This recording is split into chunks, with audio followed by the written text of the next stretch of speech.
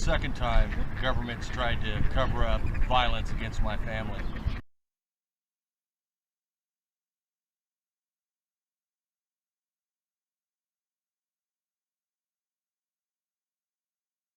moved to Phoenix from California in 2003 to raise my kids and have a beautiful family. My kids now are 17 and 23. My daughter is married and moved on. Her husband is in the military and is in law enforcement in the military. Growing up, for me, all I ever wanted to be was a cop or a Marine. And then I had a car accident when I was 18, and medically I couldn't get a release to do either one. So I had to find another way to fight bad guys or serve my country, and I became a private investigator, and that's what I've done for about 30 years. And I've had an amazing career. I've been able to work with law enforcement on many different levels. I've been able to work as a contractor with the Department of Defense, training our military to go to bad places to do good things for our country. So I have great love for our country, and a lot of respect for law enforcement growing up. And it wasn't really until I was in my mid-40s, I'm 53 now, that I really caught on to the true meaning of the Constitution and what's going on around me, being able to identify propaganda when you see it, and questioning the government. Isn't that what we're supposed to do? Don't we have a constitutional obligation as citizens to question our government? And that really didn't hit me until I was in my late 40s. The second time occurred September 22nd. My son had a car accident a few blocks from the house. He called me. It was his first car accident, so understandably he was quite upset, emotional at the time. His words to me was, "Dad, it's bad." Hopped in my car, ran over there. I got there before any law enforcement, any fire rescue. The scene I arrived to was my son hysterical, the other driver sitting on the ground. Nobody was hysterical, nobody was bleeding, and that was it. I proceeded to call a tow truck, try and call a tow truck, and I have an app on my phone that allows me to record while still being able to use my phone. As I called the tow truck, Officer Borovac arrived on scene.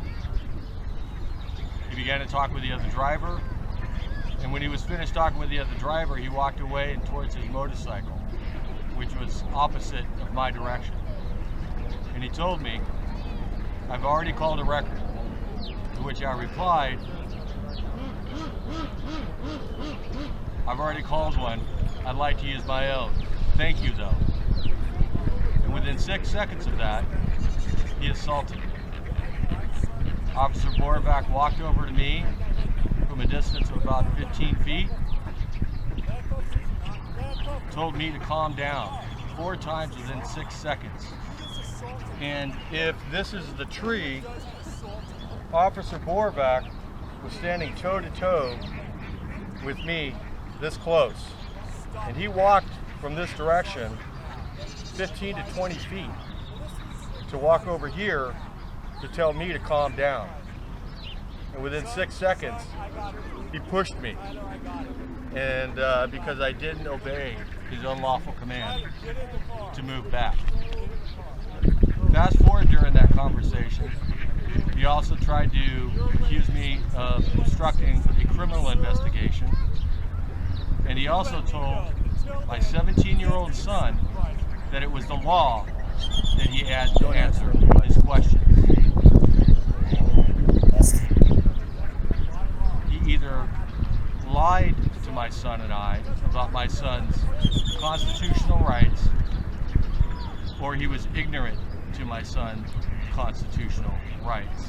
There is no other, and that's not right. I filed a complaint. next day, I had a stunning conversation with Sergeant Forbes, a sergeant of over 25 years of experience. We had an equally jaw-dropping conversation about his misunderstanding of the Fifth Amendment. The Phoenix Police Department conducted 2 investigations into this incident. One was conducted by the Phoenix Police Department Special Investigative Unit, and the other was an administrative investigation into policy violation. The results of those 2 investigations by the same department were stunning. The Phoenix SIU department determined Officer Borovac's conduct to be so criminal or so egregious to be considered criminal, and charges were forwarded by his own department for prosecution.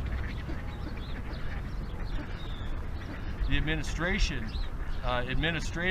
review that was conducted by the Phoenix Tactical Unit found that Officer Borovac did nothing wrong.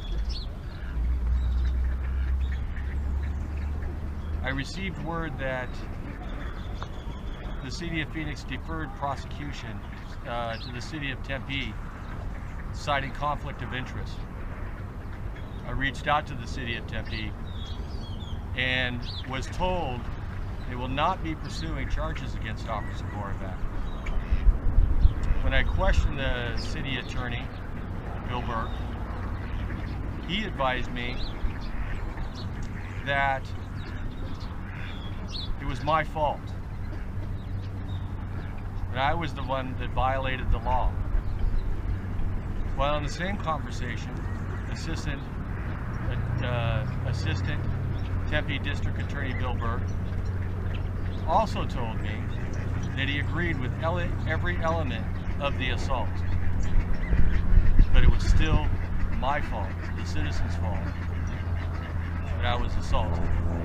And he cited Arizona Revised Statute 28-622, which talks about disobeying the lawful orders of a peace officer or agent empowered to control a traffic device or traffic. His orders were not lawful, and nobody disagreed with me on that. But they still won't prosecute it. So, in 2018, my son, who was in middle school at the time, was threatened to be shot and killed, with additional threats of that person coming back and shooting up the school. And it was another student that made that threat.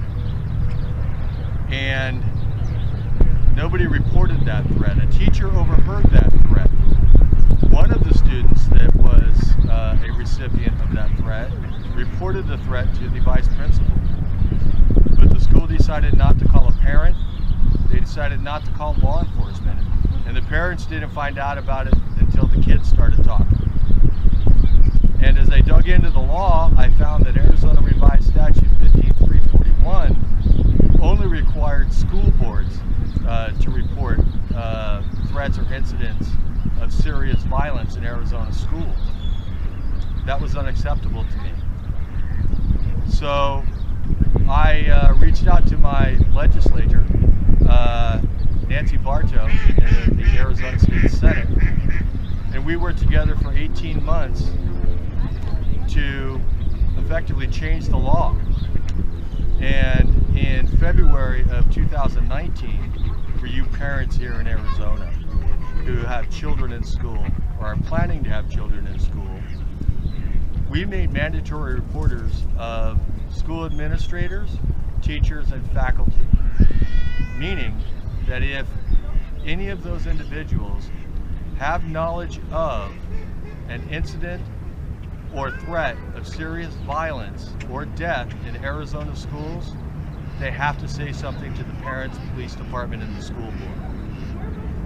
It's changed like that I believe we could say in recent history, had that law been in place in Oxford I very well think that that tragedy may have never happened. So I'm going to take that fight, and we're going to affect change with regards to police reform. So what am I doing about it? So, like I mentioned before, I've made change, and I've changed law in Arizona before. And I'm going to take that passion, and I've reached out to Senator Nancy Bartow of the Arizona State Legislature again. And we've met, and we had a very productive conversation. And I will say that I believe and felt that she was genuine in her concern and understands what I was talking about when it comes to constitutional police reform. So what did I ask for? I asked for 3 very specific things. I asked for 1, I asked for make it mandatory for constitutional training for all Arizona law enforcement in the academy and then ongoing throughout their career. Now, why is that important? Because that will put the Constitution at the foundation of every decision a police officer makes, right? And if we can do that, that's the most important thing for both sides, both the law enforcement and the people. Law enforcement are law enforcement. They are not feelings enforcement. They are there to protect life, liberty, and property. That's it. They're not there to enforce your feelings because you don't like, because somebody's wearing a purple shirt, walking around with a camera, or saying something that you don't like. And I think our law enforcement has lost sight of that. And if we can get these young officers constitutionally minded in the academy and maintain that ongoing throughout their career, that's the long-term fix that I see. There is no short-term fix, but that's the long-term fix. Constitutionally minded policing. So the second thing that I asked for, number 2, is make it illegal for law enforcement to lie to you about your constitutional rights. Okay? Officer Borvac either lied to me or is ignorant about my constitutional rights and the constitutional rights of my minor child. That's not acceptable. How can you lie to a minor about their constitutional rights? It's not acceptable. And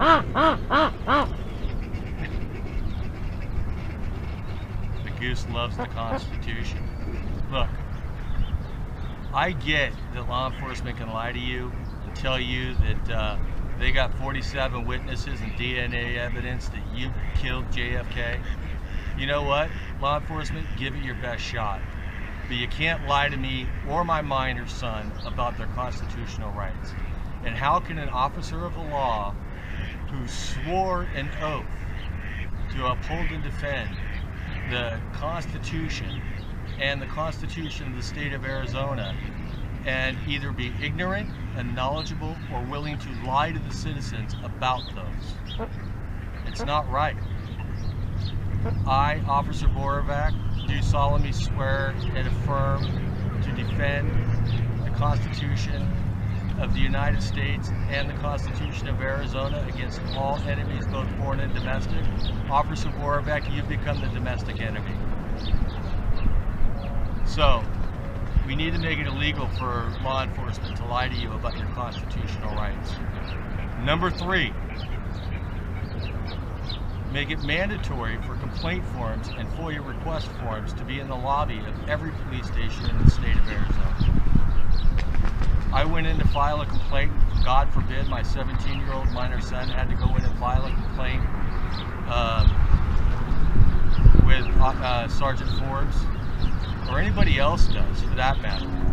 The process they make you go through is you have to talk to the superior, right? More than likely, the superior that trained that officer, and you're going to question the training of that officer, thus questioning the superior. And that officer, or that superior, not a sergeant, he's not in the military, is going to justify that person's actions that you're there to complain about. walk in the police station, get a complaint form, take it home, confer with whoever I need to confer with, myself, my family, or an attorney, and then bring it back. I don't need to have a discussion.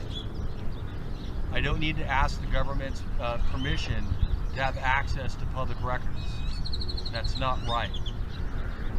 Those are our records, not yours. So those are the things that I went in and I asked specifically for. I think they're ideas that, you know, I don't care what color of the political spectrum you're on, we can get behind it. If you're on the blue side and you think defunding the police is the answer, we're probably not going to get there.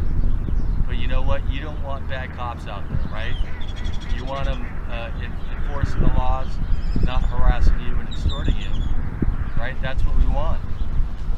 If you're on the other side of the red spectrum, you don't want unconstitutional police officers out there, do you? Officers that are going out there violating people's constitutional rights. So with that in mind, here's what I ask you, and here's my call to action to everybody. Whenever you call a police station, whenever you redress your grievance from one of these videos that you see on the internet, include your legislators in that redress. These are the people that make the laws that allow law enforcement to restrict our freedom.